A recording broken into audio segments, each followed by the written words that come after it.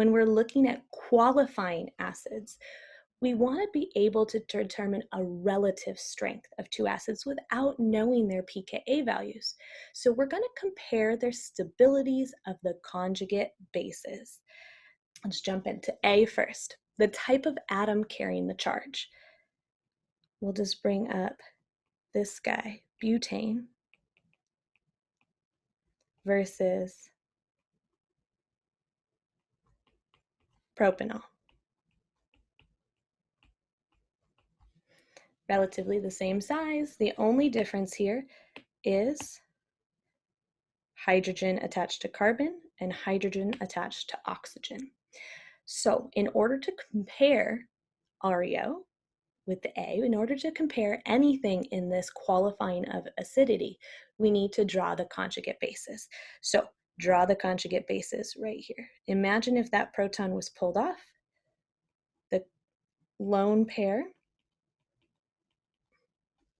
is put on to the atom carrying the proton in the acids. These are acids.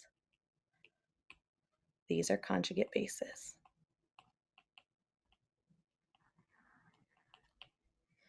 Now, we really want to be able to make sure that we are taking this step of drawing the conjugate bases and comparing these. This is now what we get to compare. Not the acids themselves. We compare the conjugate bases. All right. Here we can determine whether an oxygen or a carbon will be better to stabilize the negative charge. Well, there are two things that we need to be able to say. The more electronegative the atom,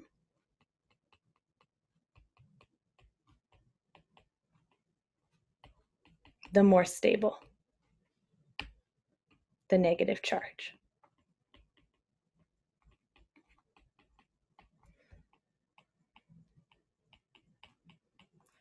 The other thing that we can look at, the larger the atom,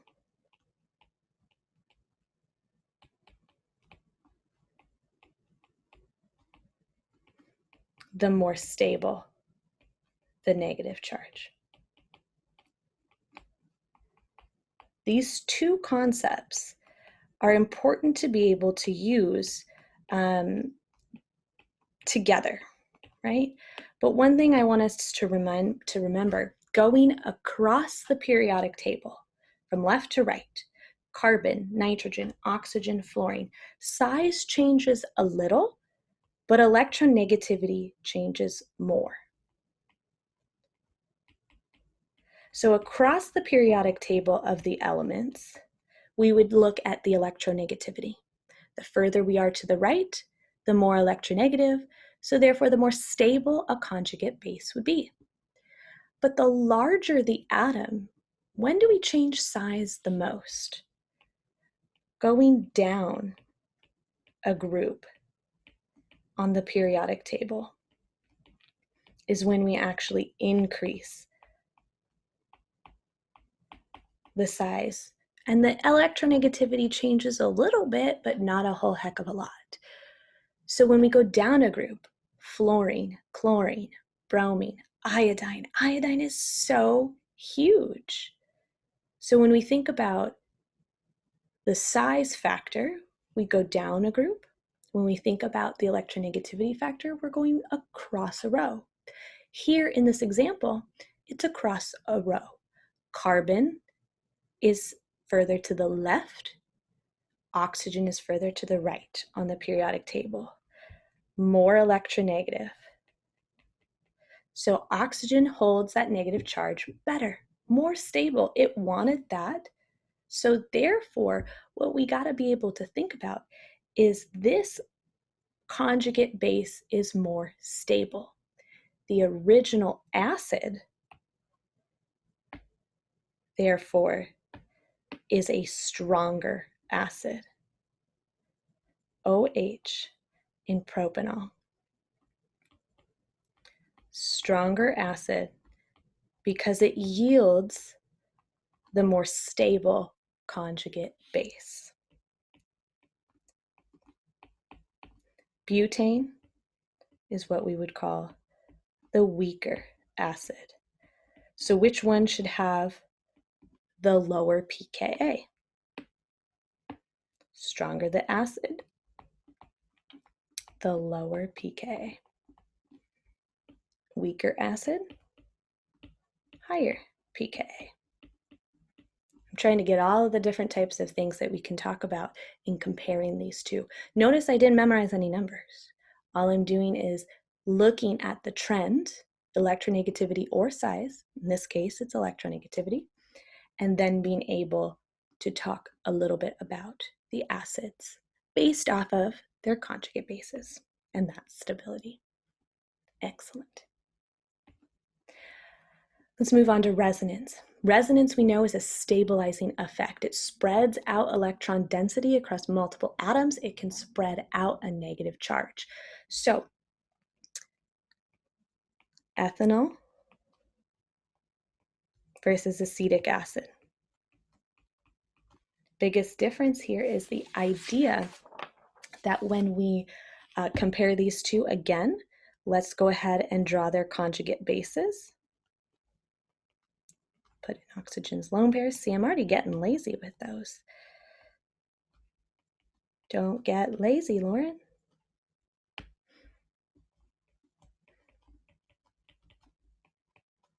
Okay. So what do we have here with these two conjugate bases that we can start to talk about with stability? Well, the conjugate base of ethanol has no resonance. There's nothing stabilizing that oxygen negative charge except for the atom. Well, if we look at the other conjugate base, the conjugate base of acetic acid, it also is an oxygen. So comparing apples and apples there. But what can this oxygen do on the right-hand side that the other oxygen couldn't? It was adjacent to a pi bond. So it can spread out its electron density in resonance. And when that happens, remember we have a resonance hybrid. And that means this is the more stable conjugate base. And this then is the stronger acid.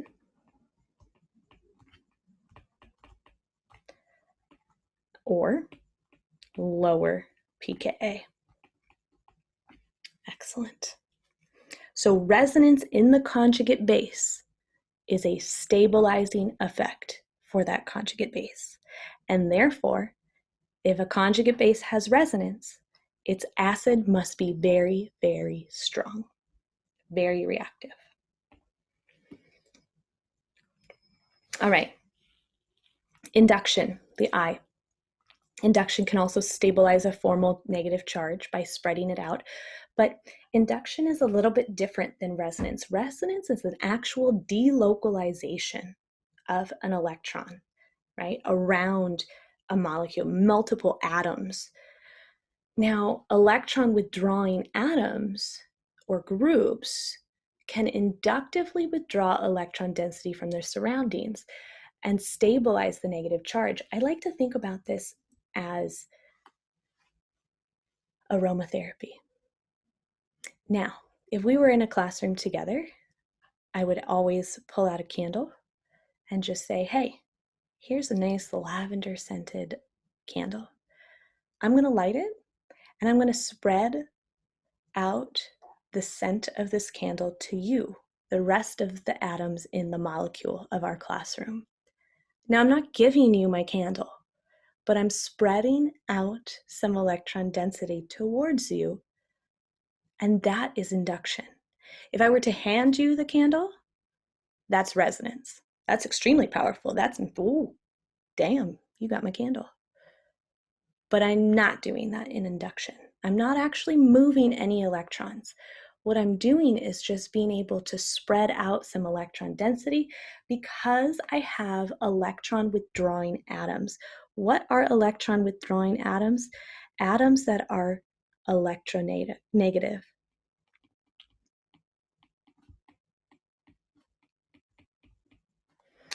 So something like this. Let's just take acetic acid again,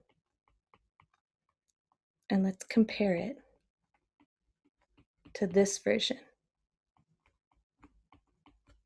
where I put 3 chlorines. Trichloroacetic acid. What does trichloroacetic acid do when it's compared to plain old acetic acid? Well, these polar bonds, halogens are a great example here in induction. Oxygens, sometimes nitrogens, but halogens are awesome.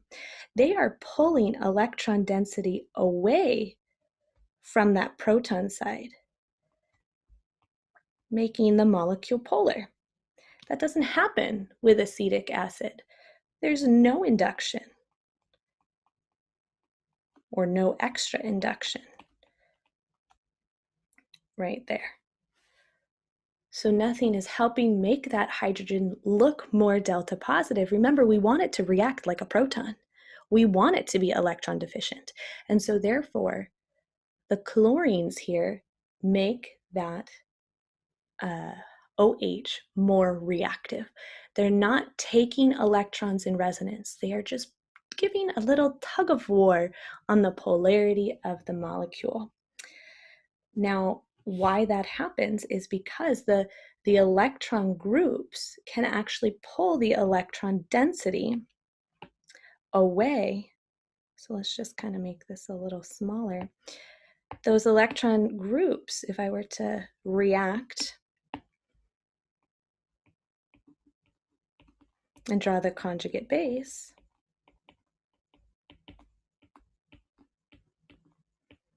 same induction is happening.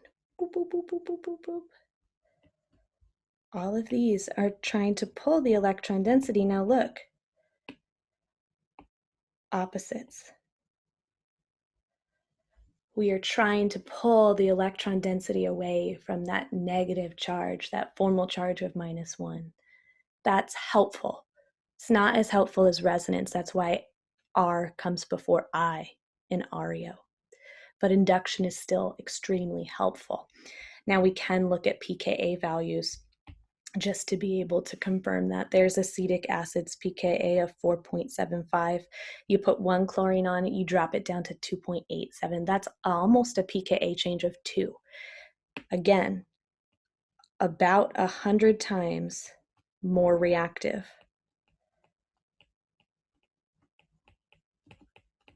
than that guy when comparing these two. Now let's drop it all the way down to trichloroacetic acid and look at that pKa of 0.7. About 10,000 times more reactive than the original. 10,000 times more reactive just because putting those chlorines on there. So very important induction. We see it usually with chlorines and fluorines. Again, the more electronegative you are, more induction, and that results in a lower pKa, right? The more chlorines or the more fluorines, that just how we see here, the more electronegative atoms result in a lower pKa because of more induction, more pull. Excellent. And also, just like this says, the closer the electron withdrawing group is, the more stable the conjugate base, the lower the pKa will be. Last one in qualifying acids, O for orbital. This one we're looking at the difference between sp3, sp2, and sp. Notice that the shorter the actual atomic orbital, it's holding those electrons closer to the nucleus. So when we look at sp, those electrons that would reside here in this orbital are actually closer in proximity to the nucleus versus electrons that would be here in the sp3. So looking at this one, we can consider the stability based off of proximity to the nucleus. Again, electrons attracting the protons. And so the closer you are to the nucleus, if you are electrons, the closer the electrons are to the nucleus, the more stable those electrons are. Now, with predicting equilibrium positions, any acid-base reaction, if we can think about those two different ways to predict the side that is favored. pKa values, you compare HA and HB, right? Acid and conjugate acid. The higher the pKa will be the favored side. Remember, higher pKa is the stable molecule. So that side is always favored. That's the side that the molecules are going to reside on most of the time. We can also use the relative stabilities of the bases, the base and its conjugate. That is REO. And again, the more stable the base, the side that is favored. We always favor stability, right? And so looking at predicting equilibrium, that's what we really want to hone in on. Just to wrap up a couple more sections here, counter ions are usually known in general chemistry as spectator ions. They were things that we could eliminate in the net ionic reactions. When we did towards the end of the first semester of general chemistry, we tend to talk about ionic, molecular, and net ionic reactions. And anything that is a spectator, we always canceled out and said they don't change in the reaction. Typically, what we see as those spectator ions are cations from metals in this in organic chemistry. So they're always present. They are there. They need to balance out the charges of a solution, absolutely. But what we can start seeing is we don't often include them. So things like NaNH2, we actually split those up to Na plus 1 and NH2 minus 1. Let's put the formal charge on the atom that actually has it, which is the nitrogen. And same thing with sodium and hydroxide. We tend not to write sodium hydroxide. We tend to just write hydroxide now.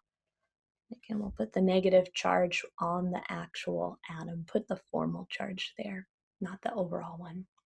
So looking at sodium, it is a spectator. It's sodium plus 1 on the reactants and sodium plus 1 on the products. So in reality, this reaction, as we would draw it maybe in organic chemistry, is with NH2 minus 1 reacts with H2O to form NH3 and OH minus 1. All right, one last definition of an acid base. Lewis, we know our American chemist, Lewis. He's an awesome guy, gave us the Lewis structure. And if you're pining for general chemistry at this point, because we've gone so far down the rabbit hole in chapter 3 that you want to start swimming back, this is where it gets fun. Stick around. Lewis was also an organic chemist. He started dealing with a new type of holistic definition of an acid and base, where he focused on what he loves to focus on, the electrons. And I find this definition really awesome because it actually is a good definition for any acid and base. We see an Arrhenius definition was when an acid or base reacts with water and it predicts products, H3O plus or hydroxide. The Bronsted-Lowry definition that we talked about earlier in this chapter deals with the proton transfer. But Lewis is really nice to focus on because he says that an acid accepts a pair of electrons. And so when we think about that accepting of the electrons, that is true for organic chemistry when we draw out arrows. We're going to do that in just a second. A Lewis base donates the pair of electrons. And so let's look at this, this first one, right? We did this in general chemistry. We've done it in organic now. The base picks up the proton, kicks off the conjugate base, right, Cl minus. That oxygen accepted as a base. He accepted the proton from the acid, but also look what else he did. He donated a lone pair, right? Bases donate lone pairs. Acids accept pairs of electrons, right? So that idea of the flow of electrons is really beautifully seen in the Lewis acid and base definition. So let's look at the second one.